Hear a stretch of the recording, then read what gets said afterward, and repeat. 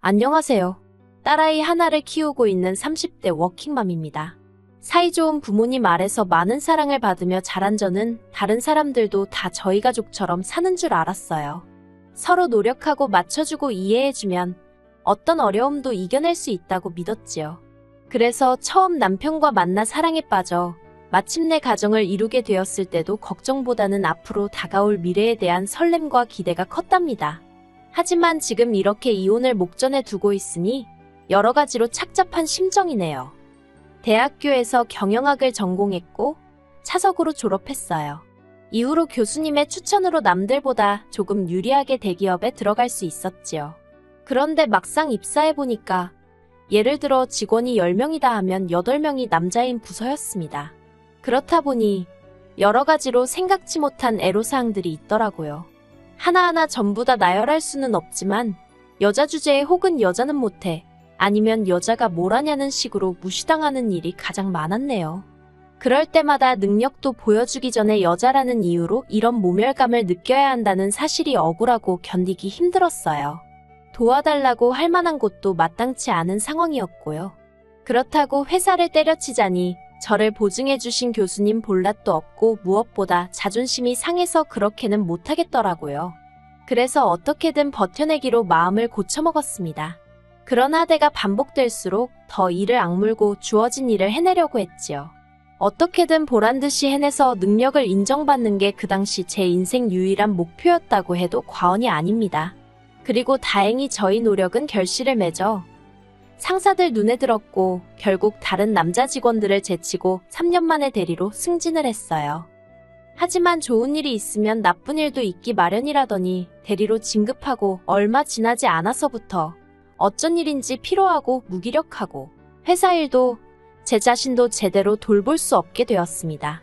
이 무렵에는 주변 사람들도 제가 뭔가 문제가 있다는 사실을 눈치챌 만큼 상태가 좋지 않았어요. 그리고 결국 저는 친정어머니의 제안으로 병원을 찾게 되었는데 결과는 우울증이었습니다. 강박 증세도 좀 있고 뿐만 아니라 갑상선 호르몬 수치도 좋지 않다면서 병원에서 당분간 쉬는 게 좋겠다대요. 하지만 처음 들었던 생각은 직장에서 내가 그 자리에 어떻게 갔는데 하는 것이었어요. 그래서 당장이라도 회사를 관두라는 친정부모님의 말씀을 뒤로한 채 계속해서 직장 생활을 이어갔습니다. 적어도 병명을 알았으니 정신력으로 극복해낼 심산이었지요. 하지만 이후로 한 달도 되지 않아 저는 회사 내에서 2번이나 쓰러졌고 특히 마지막에 쓰러졌을 땐 그대로 계단에서 구르기까지 해서 회사 안에서 저 때문에 이런저런 말이 나왔거든요. 그래서 결국 자해반타해반으로 회사를 관두게 되었습니다. 이후로 저는 부모님 댁에 머물며 몸과 마음을 달랬습니다. 친정어머니의 권유로 운동도 배우고 주말이면 부모님과 함께 여기저기 여행도 다녔어요. 저희 친정은 경제적으로 여유가 있는 편이라 사실 제가 직장을 다니지 않아도 소위 먹고 사는 문제는 없습니다. 하지만 그럼에도 불구하고 1년 정도를 쉬면서 보냈더니 언젠가부터 다시 좀이 쑤시는 게 일을 하고 싶더라고요. 그래서 집에서 멀지 않은 작은 회사에 입사 지원서를 냈고 그렇게 다시 직장 생활을 시작했습니다. 전에 다니던 직장에 비하면 연봉은 3분의 2로 줄었지만 업무량도 적고 출퇴근 시간도 칼 같아서 신체적으로 무리가 전혀 되지 않았지요. 그리고 남자 직원들이 대부분이었던 과거와 달리 새 직장은 남녀가 적절한 비율로 이루어져 있어서 소위 이런저런 감정 싸움이나 기싸움이 없었다고 할까요? 그래서 전보다 더 즐거운 직장 생활을 할 수 있었어요. 그리고 남편과도 직장 동료의 소개로 만나게 되었고요. 소개받았을 당시 남편은 아버님 지인의 회사에서 일을 하고 있었는데 당시 저는 그런 남편을 결혼 상대로 생각하진 않았어요. 단지 직장 때문만은 아니었고 남녀 사이라면 솔직히 말해서 소위 삘이라고 해야 할까요? 뭔가 통하는 게 있어야 한다고 생각했는데 남편을 처음 만났을 때 그런 감정은 느끼지 못했거든요. 하지만 남편이 어찌나 제가 마음에 든다며 저를 따라다니던지 그의 노력과 정성에 제가 결국 마음의 문을 열게 되었네요. 그리고 이후로 1년의 연애 끝에 부부의 연을 맺게 되었습니다.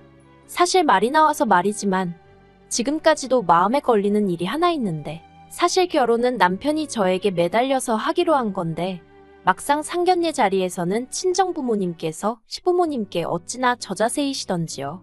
제가 몸이 약하니 그 부분만 좀 배려해달라고요. 솔직히 결혼 비용도 저희 쪽에서 좀 더 부담하는 상황이었고 연봉도 제가 더 높았는데 갑을관계라고 표현하긴 그렇지만 몸이 약한 며느리를 받아준다는 이유로 어느샌가 시부모님이 저희 친정부모님은 을이 되어 있는 듯하여 자식으로서 보기 힘들고 죄송한 마음이었네요. 이후로 몇 년 동안 저희는 별 문제 없이 지냈습니다.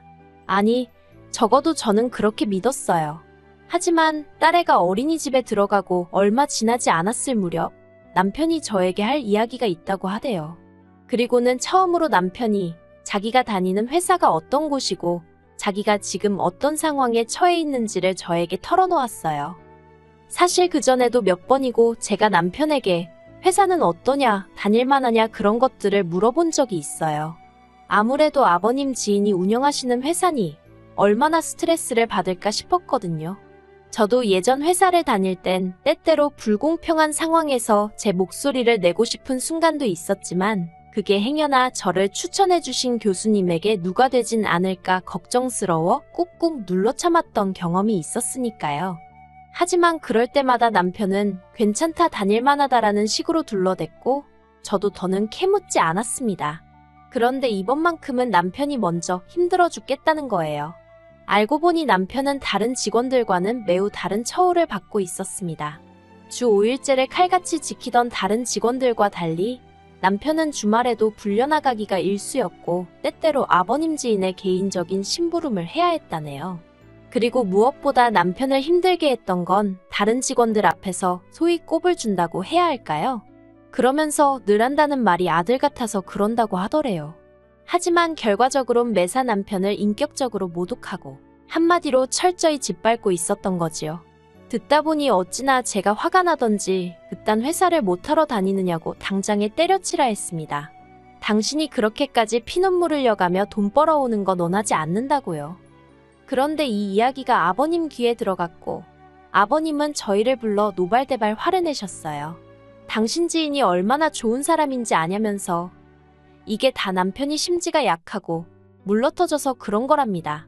그러면서 그 지인한테 충성을 다하다 보면 가게 하나라도 남편 앞으로 내줄지 모른다며 좋은 날이 올 거라고 참고 기다리라나요. 그런데 그 회사에도 버젓이 사장의 자식들이 다니고 있었고 그렇게 부를 일군 사람이 남한테 헛돈 퍼주는 일이 세상 천지 어디에 있어요? 제가 아버님 떨어 그럴 일은 없을 것 같다고 조심스레 말씀드렸습니다. 지금 당장 일한 것도 제대로 계산해주지 않는 사람인데 뭘 보고 그런 기대를 하시는 거냐고 이러다 아버님 아들 그러니까 제 남편 등골만 빨아먹히겠다고요. 그러자 아버님이 저더러 당신 지인을 욕하는 건 당신을 욕하는 거나 마찬가지라며 저한테 EX 저 X하고 욕을 하시대요. 결국 그 일을 계기로 저는 아버님 눈밖에 났고 남편은 이러지도 저러지도 못하고 또 몇 달을 다니더라고요. 하지만 저도 해봐서 아는데 직장 생활하는데 스트레스는 쥐약이나 마찬가지거든요. 결국 남편도 제가 그때 그랬던 것처럼 어느 순간부터 사람이 무기력해지더니 눈밑은 퀭해지고 살도 쪽쪽 빠지더군요. 정말이지 옆에서 지켜보는데 저러다 사람 잡겠다 싶대요. 그리고 본인도 이건 아니다 싶었는지 결국 하루는 저더러 회사를 관두면 안 되겠냐고 묻더라고요. 저만 이해해준다면 회사를 관두고 공무원 시험 준비를 하고 싶다면서요. 그래서 그러라 했습니다. 이참에 좀 쉬면서 머릿속도 정리하고 새로운 마음으로 도전해보라고 했지요. 하지만 남편에게 한 말과 달리 저도 살림을 하는 사람이다 보니 당장에 줄어들 수입이 걱정이 되긴 하대요. 그래서 약간 하소연하듯이 친정어머니께 투덜거렸는데 친정어머니께서 그래도 남편에게 스트레스 주지 말라며 신신당부를 하셨습니다. 시부모님도 얼마나 속상하겠냐면서요. 그리고는 저더러 생활비 좀 아끼겠다고 대충 먹고 몸축내지 말라며 남편이 취직할 때까지 한 달에 150만 원씩 보내주시겠다고요. 거절을 하는 게 도리였겠지만 당장 딸애한테 들어가는 돈도 만만치 않아서 염치 없지만 감사히 쓰겠다고 했네요. 하지만 이런 상황이 아버님 어머님 눈에는 탐탁치 않으셨던 모양입니다. 일단 아버님은 남편이 아버님 지인을 배신한 거나 마찬가지라며 이제 당신은 그 사람 얼굴을 무슨 낯으로 보냐고 걱정을 하셨어요. 그리고는 남편더러 네 인생에서 가장 큰 행운을 놓친 거라며 남편을 한심하다 탓하셨지요. 그리고 어머님의 반응은 아버님보다 훨씬 더 격렬했습니다. 제가 마치 멀쩡한 남편을 꼬드겨서 주저앉혔다는 식으로 생각하셨거든요. 하지만 저를 향한 비난은 처음엔 얼마든지 참고 견딜 수 있었어요. 언젠가 남편이 공무원 시험에 합격하고 모든 것이 제자리를 되찾고 나면 그때는 아버님 어머님도 저에게 고마워하시리란 확신이 있었으니까요. 그리고 이후로 남편은 집에는 아이도 있고 여러 가지로 집중이 안 된다며 노량진으로 가겠다 하더라고요. 사실 집에서 노량진까지는 지하철로 40분 정도의 거리라서 통학도 충분히 가능하다고 생각했는데 수험생 당사자인 남편이 못하겠다 하니까 참고 다녀라 하기가 그렇더라고요. 그래서 결국 남편의 고시원 생활을 허락할 수밖에 없었습니다. 그리하여 남편의 고시원비부터 시작하여 학원비까지 한 달에 대략 150에서 200만 원에 달하는 수험 비용은 물론이고 아이를 키우는데 들어가는 양육비와 생활비 모든 것을 제가 부담하게 되었지요. 저도 사람이니 힘들지 않았던 것은 아니지만 사랑하는 남편과 더 나은 미래를 위한 투자라고 생각하며 견뎠네요. 금요일마다 남편의 고시원으로 반찬을 해다 날랐고 더러워진 옷들을 가지고 와서 빨래해서 다시 갖다 주고 남편에게 하던 거 반만 부모님께 해도 효녀 소리 듣고도 남을 거예요. 그땐 정말이지 뭐에 눈이 멀어서는 그렇게 간도 쓸게도 다 빼놓고 헌신을 다했는지 모르겠습니다. 하지만 1년 후 남편은 시험에서 보기 좋게 낙방을 했어요. 그때는 솔직히 티를 내진 못했지만 저도 기운이 쫙 빠지더라고요. 남편 말로는 2문제 차이였다나 어쨌다나 그래도 어쨌든 결과가 불합격이었으니 이래저래 실망이 컸지요. 그런데 남편이 저에게 딱 1년만 더 해보고 싶다대요. 그리고 저는 고민 끝에 그러라 했습니다. 솔직히 그때는 이미 남편도 나이가 있어서 공무원 시험을 포기하면 돌아갈 회사가 있는 것도 아니고 마땅한 방도가 보이지 않았거든요. 그렇게 또다시 1년이 지났고 마침내 남편이 필기시험을 통과했어요. 아주 마지노선에 간신히 걸쳐진 모양이 돼요. 그래도 면접 경쟁률은 2대1도 안 되는 상황이었으니 합격은 따놓은 당상이다 싶어서 너무너무 기뻤어요. 출구가 보이지 않는 터널 같던 남편의 수험 생활도 끝이 났으니 이제 정상적인 가정으로 돌아갈 수 있겠구나. 시부모님은 얼마나 기뻐하실까? 자그만치 2년 동안 입 밖으로 참아내지 못하고 상상만 하던 일들이 현실이 되는 것 같았지요. 면접까지는 한 달이 남아 있었지만 이미 시댁은 축제 분위기였어요. 솔직히 구급이긴 했어도 남편의 합격에 제가 기여한 바가 많다고 스스로 생각했기 때문에 제 어깨에도 잔뜩 힘이 들어가 있었고요. 그런데 어머님께서 생각지도 못한 이야기를 꺼내시대요. 하신다는 말씀이 저희 친정부모님께 말씀드려서 공무원 사위 타고 다닐 외제차 한 대 해달라고 하라나요. 저는 처음에 제가 잘못 들은 줄 알고 제 귀를 의심했습니다.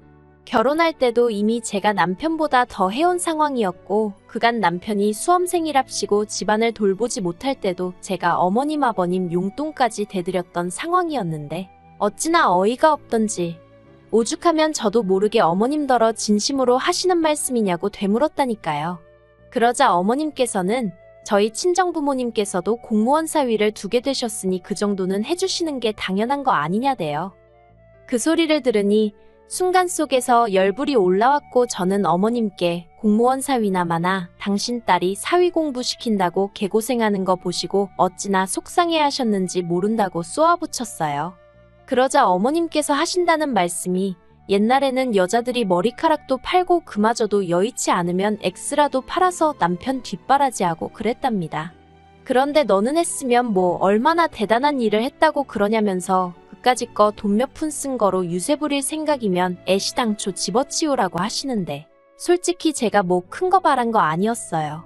말이라도 그저 어머님이든 아버님이든 당신 아들 저렇게 사람 구실하게 만들어줘서 고맙다. 너 고생 많았다. 수고했다. 이런 말 한마디였으면 충분했거든요. 그리고 그때 남편이라도 제 편에 서서 어머님 아버님께 말 조심하시라고 한마디라도 했다면 제가 이혼까지는 생각하지 않았을 거예요. 하지만 믿었던 남편마저도 저더러 왜 시부모님한테 유세를 부리고 생색을 내냐면서 보기 흉하답니다. 그리고는 이내 어머님하고 합심이라도 한 듯 자긴 막말로 저랑 이혼하고 당장 결혼시장에 나가도 이제 결혼할 여자가 줄을 설 거래요. 차뿐만이겠냐고 집해온다는 여자도 넘쳐날 거라나요. 제가 구급 공무원이란 직업을 무시하는 건 결코 아니지만 어떻게 저렇게 자신만만할 수 있는지 기도 안 차더군요. 도저히 그 꼴을 보고 견딜 수 없었던 저는 그러냐고 그러면 이혼하고 그 여자들 중에 입맛에 맞는 여자 하나 골라서 살라고 소리를 질렀습니다. 그리고 그 일을 빌미삼아 어머님과 아버님은 남편에게 저와 이혼할 것을 종용하셨고 그렇게 저희는 일주일도 걸리지 않아 이혼 서류를 접수했어요. 딸은 제가 키우기로 했고 재산이래봤자 남편이 결혼할 때 5천만 원 가지고 온 게 단데 그거 남편이 수험생활하면서 까먹고 어쩌고 한 거 생각하면 한 푼도 내줄 수 없었지요. 그리고 다행이라고 해야 할지 이 부분은 남편 스스로도 인정하여 주고받은 재산 없이 딸 양육비만 한 달에 100만 원으로 합의를 봤습니다. 솔직히 구급 공무원 하면서 한 달에 100만 원을 어떻게 줄 생각인가 따져묻고 싶었지만 자기도 뭐 방법이 있으니 저리 당당하겠지 싶어서 내버려뒀어요. 그런데 이혼 서류를 접수하고 2달이 채 되지 않은 시점에서 남편이 면접에서 떨어졌단 이야기를 듣게 되었습니다. 그래서인지 남편이 이혼을 못하겠다며 이혼이사철회선지 뭔지를 제출했더군요. 그래서 지금은 정말 짜증나게도 남편과 이혼 소송을 진행 중입니다. 변호사 말로는 제가 이기는 게임이라고 시간 문제라곤 하는데 정말 환장할 노릇이에요. 저도 이제는 악에 받쳐서 위자료도 받아내고 어떻게든 최대한 남편을 거지꼴로 만들 생각입니다. 지금 저는 남편과 살던 집은 다른 사람에게 세를 놓고 친정에서 딸과 함께 지내고 있어요. 저는 아내로서 그리고 며느리로서 지난 결혼 생활 내내 최선을 다했기에 일말의 후회도 없어요. 아무리 남편이 죽어가는 소리를 하고 어머님 아버님이 미안하다 하셔도 흔들리지 않고 이 이혼을 깔끔하게 마무리 지을 생각입니다.